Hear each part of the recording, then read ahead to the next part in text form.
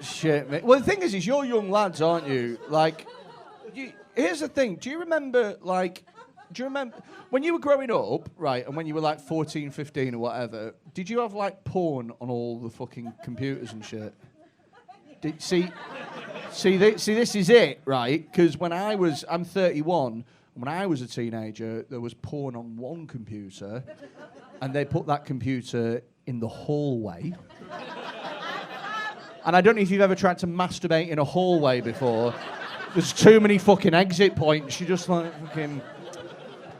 I think kids nowadays are way more clued up about porn and shit than they used to be. Like I've got a nephew who's 15 years old, and he's just getting to the point now where he's just starting to have sexual relationships and stuff. And sometimes he'll ask me questions that he's too embarrassed to ask his mum and dad. So he came up to me recently and he said, "Uncle Freddy, I've got a question for you." I said, "Yeah, what is it?" He said, "Do women like it when you blow on the clitoris?" And I had to be honest and be like, I've got no fucking idea. My first reaction was, if that's a thing, it's going to be such a time saver. I'm going to get myself one of those little electric fans. You know the ones that fat women use in July just to keep cool? Every time my girlfriend's like, "I'm horny." I was racking my brains for ages. I convinced myself that it was a real fucking thing. I was like, maybe chicks dig guys with asthma. I don't fucking know. Do you know what I mean? Maybe that's why they teach boys the recorder at school.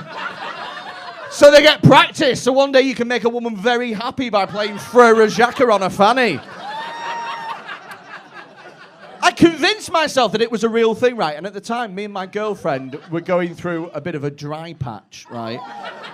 We hadn't had sex in a couple of months. It's because I work away sometimes, she works away a little bit.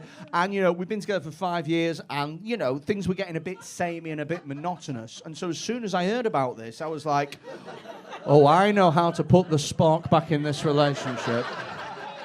When she gets home tonight, I'm going to rock her fucking world, mate. So I waited for her to get home, right? I took her straight into the bedroom. I got her undressed, I put her on the bed, I started to give her like a sensual massage, and I got one of those little Ann Summers blindfolds. The shitty little blindfold things, I put that on her, and then I flipped her onto her back, and I started kissing, like...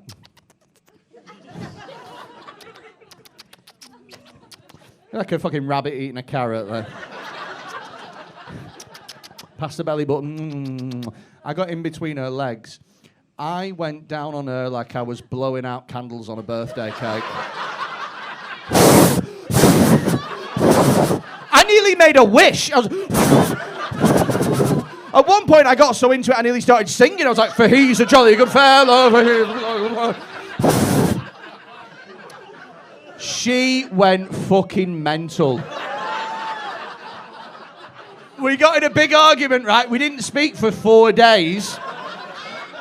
And I've only just now realised what the argument was about. She told me, right? So basically, when you're a comedian, people think that you're always taking the piss and they think that you're incapable of being serious. So the reason that we got into a big argument is because she thought that I was making a joke about how long it had been since we had sex. So she thought that I'd gone down on her and was pretending to blow away the cobwebs from her vagina.